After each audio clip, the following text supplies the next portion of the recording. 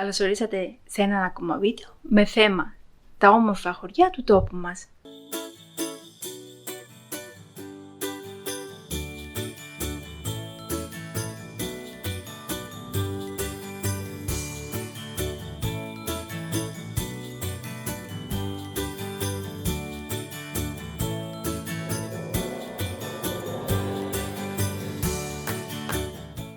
Ξεκινάμε το σημερινό μας ταξίδι από το γραφικό χωριό Βάβλα, που βρίσκεται στην επαρχία Λάρνακας.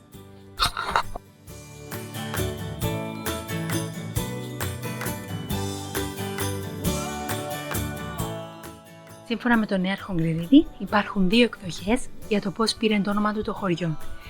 Η πρώτη εκδοχή λέει ότι ονομαστήκε έτσι από τον Βαβυλά, που ήταν ο πρώτος φεουδάρχης της περιοχής των Λευκάρων, του Κάταδρης και της Βάβλας.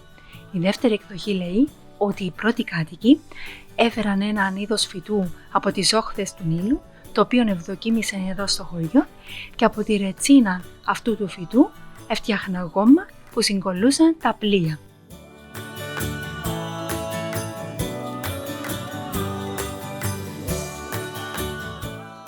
Έχω παρατηρήσει ότι σχεδόν σε κάθε στενό του χωριού υπάρχει μία βρύση, που όπως φαίνεται εξυπηρετούσε τις ανάγκες των χωριανών την παλιά εποχή. Όπως θα έχετε παρατηρήσει και από τα πλάνα μας, οι δρόμοι έχουν κρατήσει των παραδοσιακών πετρόχτιστων ασβεστολιθικών πέτρωμα, όπου δίνει έναν άλλο χαρακτήρα και ομορφιά στα χωριά της περιοχής.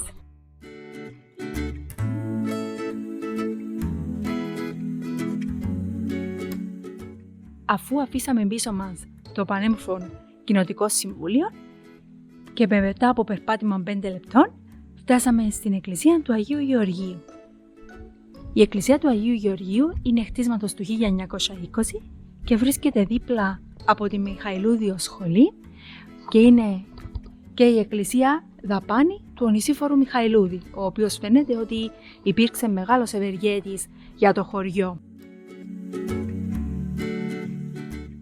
Εδώ είναι η κεντρική εκκλησία του χωριού και χρησιμοποιείται από τους χωριανούς στις Κυριακές για τον εκκλησιασμό τους. Στο χωριό υπάρχουν ακόμα 3 εξοκλήσια, τα οποία θα σας δείξουμε σε άλλα πλάνα.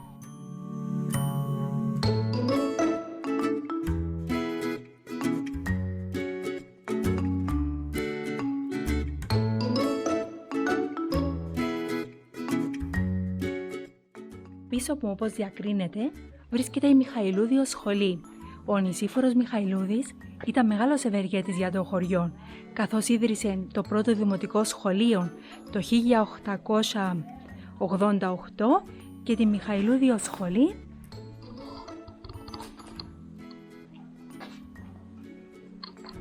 που είναι δαπάνη του ιδίου.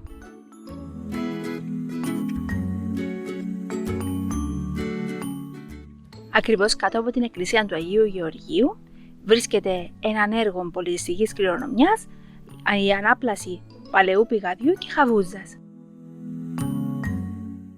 Ελάτε μαζί μας να το εξερευνήσουμε.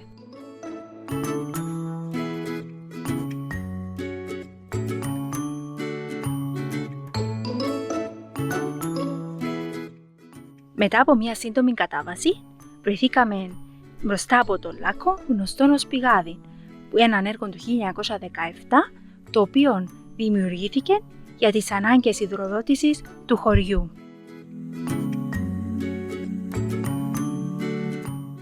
Όπως μπορείτε να δείτε και από αυτήν εδώ τη σύντομη ιστορία, το σύστημα πηγάδι-χαβούζα λειτουργούσε μέχρι το 1925, οπότε η Βάβλα υδροδοτήθηκε και μετά κατασκευάστηκε τσιμεντένιο ντεπόζιτο και φουντάνες, δηλαδή βρύσες, μέσα στο χωριό. Μετά το 1925 χρησιμοποιούνταν μόνο ο λάκκος για σκοπούς ποτίσματος των ζώων. Μετά τη δεκαετία του 80 το πηγάδι εγκαταλείφθηκε και ο χώρος ερήμωσε. Για την αποθήκευση του νερού κατασκευάστηκε η χαβούζα, η οποία γέμιζε με νερό από πέτρινο ναυλάκι που συνδεόταν με το πηγάδι, την οποία θα δούμε παρακάτω.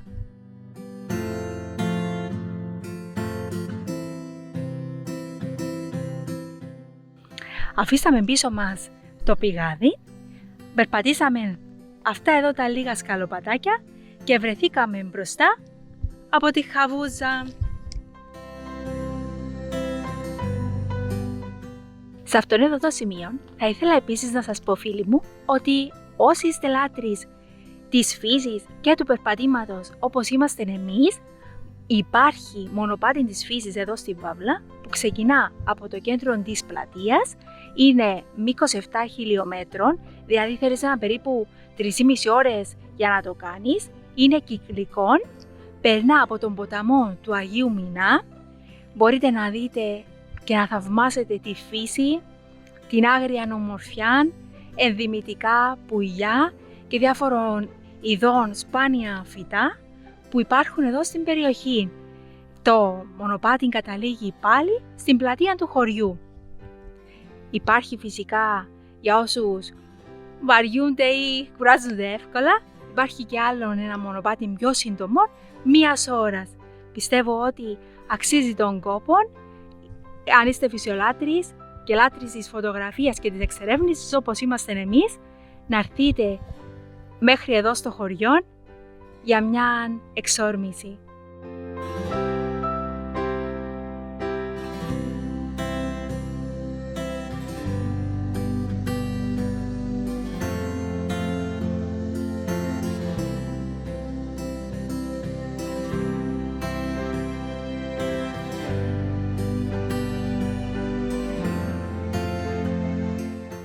Απέναντι από την εκκλησία υπάρχει ένα πάρκο με παιχνίδια που μπορούν να παίξουν τα παιδιά και ένα καφεστιατόριο για να απολαύσετε τον καφέ σας. Στο χωριό, σύμφωνα με τις τελευταίες απογραφές, ζούσαν μόνο 40 κατοίκοι, καθώς το χωριό το έχει φάει αστιφιλία, αφού οι περισσότεροι χωριανοί κατέφυγαν στις πόλεις για να σπουδάσουν και για να βρουν δουλειά. Σήμερα, από ό,τι φαίνεται, υπάρχουν πάρα πολλές εξωγικές κατοικίες και ελπίζουμε ότι σιγά σιγά ο κόσμος ίσως ξεκινήσει να επανέρχεται πίσω στα χωριά του. Αν σας άρεσε το βίντεο μας, κάνετε subscribe με καμπανάκι στη σελίδα μας στο YouTube για να παίρνετε ειδοποιήσεις όταν ανεβάζουμε καινούργια βίντεο.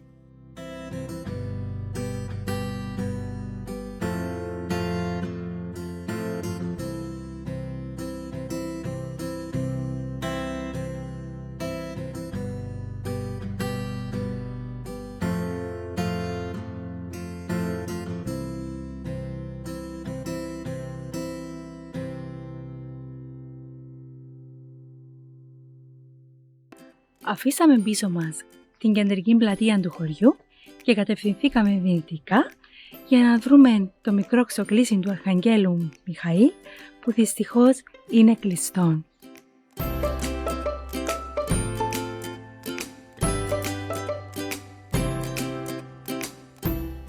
Σύμφωνα με πληροφορίες που έχω διαβάσει, στο εσωτερικό του ναού υπήρχε έναν τέμπλο ανεκτήμητης αξίας που χρονολογεί τον 16ο αιώνα, τον οποίο όμως σε μια προσπάθεια αναπαλαίωσης καταστράφηκε το μεγαλύτερο μέρος.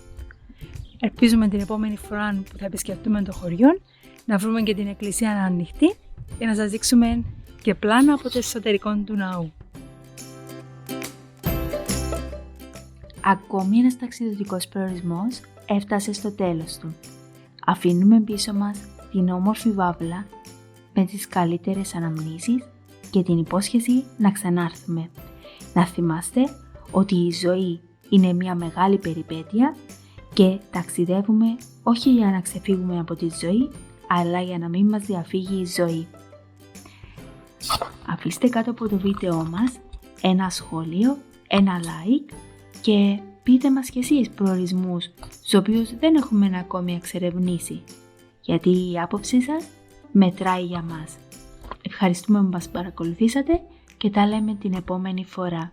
Φιλιά πολλά!